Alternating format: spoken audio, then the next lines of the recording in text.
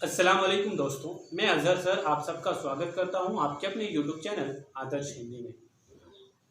तो दोस्तों, आज मैं आपके समक्ष कक्षा 7 से पाठ क्रमांक पहला हम पंछी उन्मुक्त गगन के इस कविता को लेकर प्रस्तुत हुआ हूं। इस कविता के कवि का नाम है शिवमंगल सिंह उर्फ सुमन जी।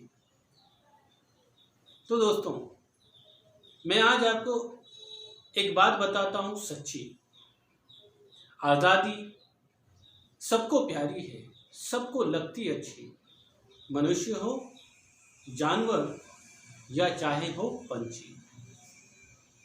तो दोस्तों, आज हम इस कविता में कवि ने अर्थात सुमन जी ने पंछियों की आज़ादी का महत्व बताया और इसीलिए मैंने पहले ही आज़ादी का वर्णन किया, जिक्र किया। तो इस कविता का पार्श्वभूमि हम देखेंगे तो हम जानेंगे कि इस कविता में सुमन जी ने शिवमंगल सिंह ने कविता पंछियों की आज़ादी की प्रेरणा को लेकर, पंछियों की आज़ादी के महत्वता को लेकर निर्माण किया है और उसे लिखा है। तो चलिए बिना देर किए हम चलते हैं हमारे इस कविता की ओर। जैसा कि आप स्क्रीन पर देख सकते हो, हम पंछी उन्मुक्त गगन के पिंजर बंद ना गा पाएंगे, कनक तीलियों से टकराकर पुलकित पंख टूट जाएंगे। फिर से एक बार मैं इस अनुच्छेद का पठन कर रहा हूँ, रीडिंग कर रहा हूँ। हम पंछी उन्मुक्त गगन के पिंजर बंद ना गा पाएंगे, कनक तीलियों से टकराकर पुलकित पंख टूट जाएंगे। अब यहाँ पर कवि ने बहुत ही महत्वपूर्ण संदेश दिया है, जो कि अगर हम पंछी होते तो हमें वे भावना महसूस होती। उन भावनाओं को अपने अंदर निर्माण कर कवि शिवमंगल सिंह ने बहुत सरल और भावपूर्ण शब्दों में इस कविता को लिखा है। तो सर्वप्रथम इस अनुच्छेद में आने वाले कुछ कठिन शब्द देखेंगे। हम पंछी उन्मुक्त गगन के पिंजर बंद न गा पाएंगे। पिंजर बंद अर्थात पिंजरे में रहकर, अर्थात बंदी कैदी होकर हम गा नहीं पाएंगे। तो यहाँ पर पिंजर बंद एक कठिन शब्द है। पिंजर बंद का अर्थ क्या होगा? कैदी, कैद में रहना या पिंजरे में बंद। कनक तीलियों से टकराकर, कनक तीलियों का अर्थ क्या होगा? अर्थात सलाखें, जो सोने की सलाखें हो या लोहे की सलाखें हो, उसे हम क्या कहेंगे? कनक तीली। कनक तीलियों से टकराकर पुलकित पंख टूट जाएंगे। पुलकित अर्थात जो प्रसन्नता से भरे हुए हैं, वे पंख को पुलकित पंख कहते हैं। पुलकित पंख टूट जाएंगे। तो दोस्तों, ये तो थे कठिन शब्द इस अनुच्छेद के अंदर। अब बढ़ते हैं हमारे प्रसंग की ओर। तो हम प्रसंग क्या तैयार करते हैं? जैसा कि आप स्क्रीन पर देख सकते हो, प्रस्तुत पंक्तियां हमारे हिंदी पाठ्य पुस्तक वसंत भाग के कविता हम पंछी उन्मुक्त गगन से ली गई है। इस कविता के कवि है शिवमंगल सिंह। इसमें कवि ने पंछियों की आज़ादी का महत्व वर्णन किया। ये हो गया दोस्तों प्रसंग। अब हम बढ़ते हैं हमारी व्याख्या की ओर। व्याख्या। अब जैसा कि हम जानते हैं, प्रस्तुत अनुच्छेद में लेखक ने आज़ादी का वर्णन किया। अब आज़ादी किसे प्यारी नहीं? तो यहाँ पर वो वही वर्णन कर रहे हैं कि हम पंछी उन्मुक्त गगन के, हमसे अर्थात उन्होंने पंछियों की भावना को अपने अंदर निर्माण किया और वो स्वयं एक पंछी मानते हुए लिख रहे हैं कि हम पंछी उन्मुक्त गगन के, अर्थात वो क्या कर रहे हैं? पंछियों का वर्णन कर रहे हैं, पंछियों की भावनाओं का वर्णन कर रहे हैं, पंछियों की भावनाओं को व्यक्त कर रहे हैं मेरे और आपके समक्ष, अर्थात जो पठन कर रहे हैं पठनकर्ता के समक्ष। हम पंछी उन्मुक्त गगन के, अर्थात पंछी कैसे हैं? उन्मुक्त, खुले आसमान के। हम पंछी उन्मुक्त गगन के पिंजर बंद न गा पाएंगे। पिंजरे में बंद रहकर हम नहीं गा पाएंगे। गा पाएंगे का अर्थ क्या हो गया? चहचहाना। उनकी जो मधुर वाणी होती है, जो वे चहचहाते हैं खुले आसमान में उड़ते हुए, वे चहचहा नहीं पाएंगे क्योंकि वे पिंजरे में बंद है और पिंजर बंद वे नहीं गा पाएंगे। कनक तीलियों से टकरा कर, अर्थात जो पिंजरे में बंद है उस तीलियों, उन सलाखों से टकरा कर पुलकित पंख टूट जाएंगे। उनकी प्रसन्नता से भरे जो पंख है, जो उड़ना चाहते हैं, वे पंख क्या हो जाएंगे? टूट जाएंगे। ये सब कौन कह रहे हैं? एक पंछी की भावना, अर्थात एक पंछी कह रहा है। पंछी हमें ये संदेश दे रहे हैं कि हम पंछी उन्मुक्त गगन के। ये भावना निर्माण शिवमंगल सिंह ने निर्माण की है और वे स्वयं उस भावना को समझकर वे उनकी भावनाओं का वर्णन कर। हम पंछी उन्मुक्त गगन के पिंजर बंद का। तो उम्मीद करता हूं दोस्तों कि ये अनुच्छेद आपके समझ में आया होगा कि प्रस्तुत प्रसंग में शिवमंगल सिंह ने क्या दर्शाया है कि पंछी पिंजर बंद नहीं रह सकते, पिंजरे में बंद रहकर वो चहचहा नहीं सकते, क्योंकि उन्हें आज़ादी, स्वतंत्रता, अर्थात वे प्रिय कि स्वतंत्रता, आज़ादी उन्हें बहुत अच्छी लगती है। आज़ादी सभी को अच्छी लगती है, जैसा कि मैंने पहले ही कहा। तो यहाँ पर भी उन्होंने, अर्थात शिवमंगल सिंह ने आज़ादी, पंछियों की आज़ादी के महत्व बताया। अब चलिए बढ़ते हैं हमारे अगले अनुच्छेद की ओर। जैसा कि आप स्क्रीन पर देख सकते हो, हम बहता जल पीने वाले मर जाएंगे भूखे प्यासे, कहीं भली है कटुक निबोरी, कनक कटोरी की मैदा। यहाँ पर प्रसंग है, प्रसंग तैयार करेंगे जैसा कि आप स्क्रीन पर देख सकते हो। प्रसंग, प्रस्तुत पंक्तियां हमारी हिंदी पाठ्य पुस्तक वसंत भाग की कविता हम पंछी उन्मुक्त गगन से ली गई है। इन पंक्तियों में कवि ने पंछियों की भावनाओं का वर्णन किया। अब बढ़ते हैं हमारे व्याख्या की ओर। व्याख्या, प्रस्तुत पंक्तियों में शिवमंगल सिंह ने कहा है, ये बताया है, ये वर्णन किया है कि हम बहता जल पीने वाले, अर्थात पंछी क्या करते हैं? बहता हुआ जल, अर्थात नदी में जो बहता हुआ जल होता है, समंदर में जो बहता हुआ जल होता है, उसे पीते हैं, उन्हें उसी की आदत होती है। हम बहता जल पीने वाले मर जाएंगे भूखे प्यासे। वे कह रहे हैं, अपनी पंछियों की भावनाओं को निर्माण करते हुए पंछियों क्या कह रहे हैं कि हम बहता जल पीने वाले मर जाएंगे भूखे प्यासे। कहाँ पर? जब पिंजरे में हम उन्हें बंद करते हैं, अर्थात मनुष्य जब पंछियों को पिंजरे में बंद करता है तो वे पंछी मनुष्य से कह रहे हैं कि हम बहता जल पीने वाले मर जाएंगे भूखे प्यासे, कहीं भली है कटुक निबोरी।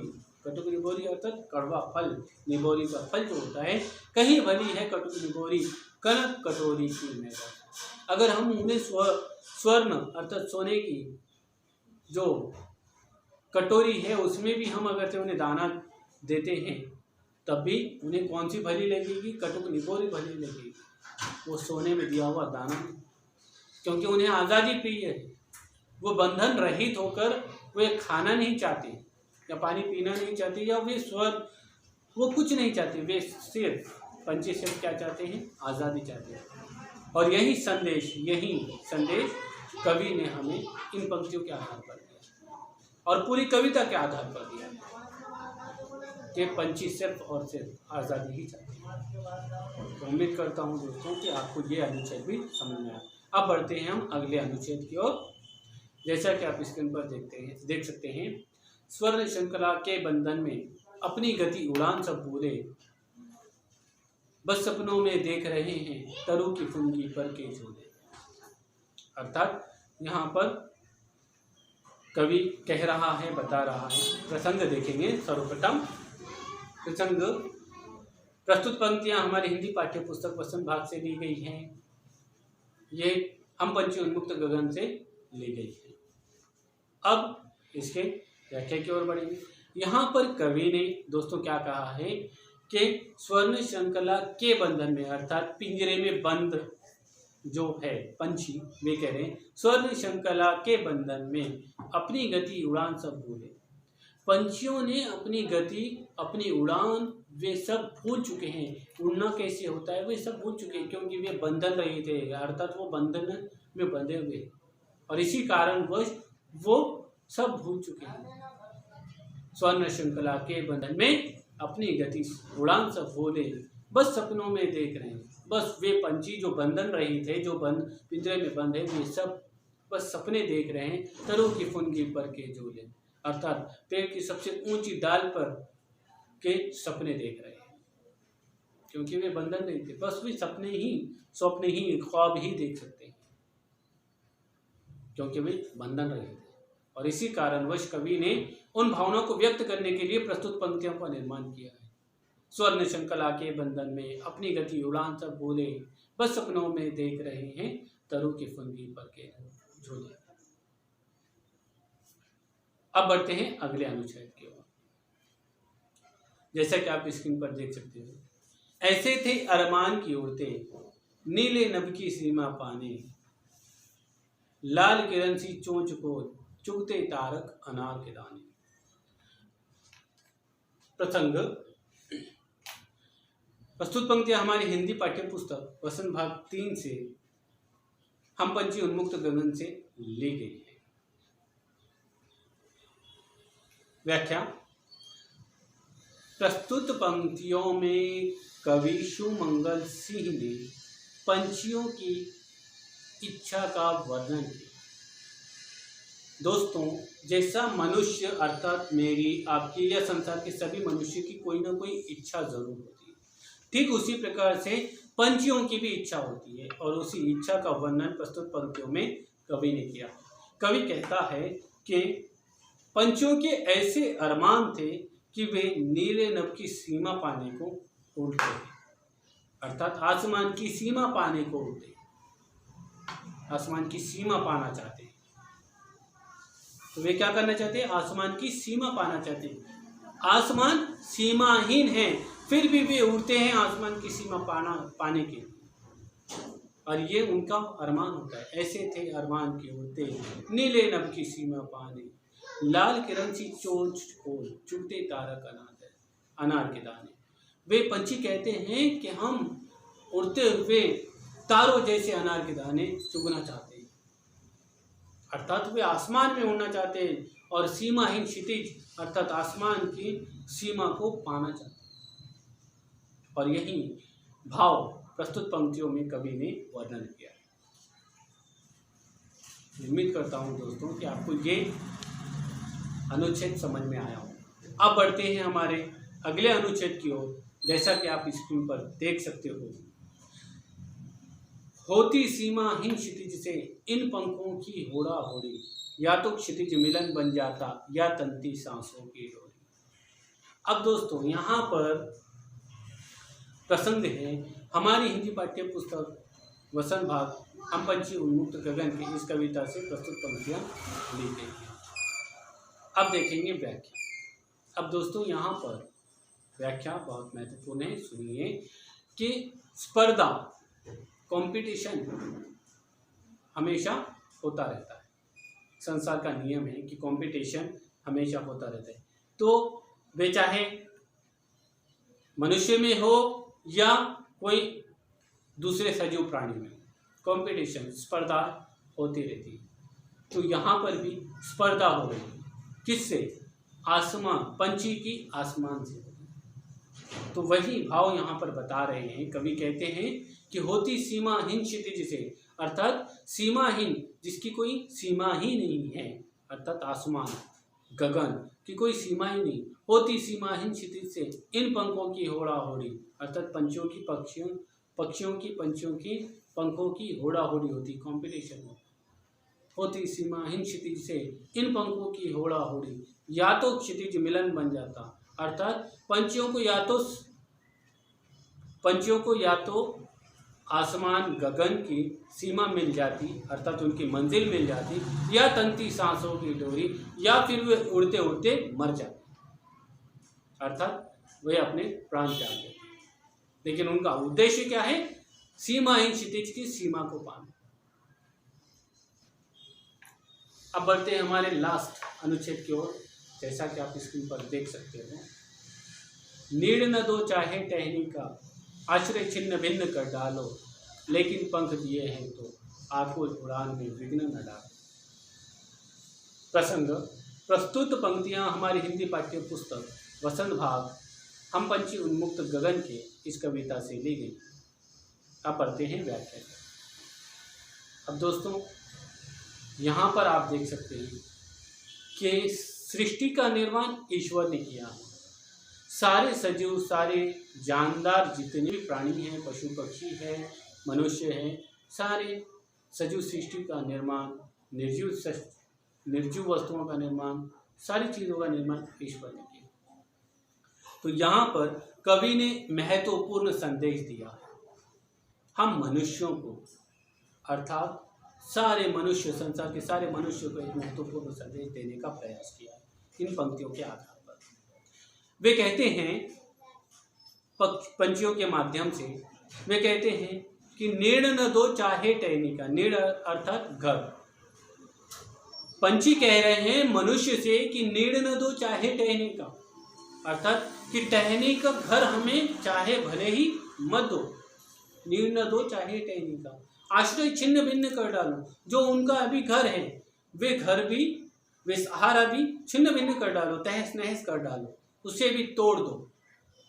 नीड़ न दो चाहे टहनी का, आश्रय छिन्न भिन्न कर डालो, लेकिन पंख दिए हैं तो, अर्थात पंख अगर दिए हैं तो आकुल उड़ान में विघ्न न डालो, क्योंकि वे पंख उन्हें नैसर्गिक रीत्या मिले हैं।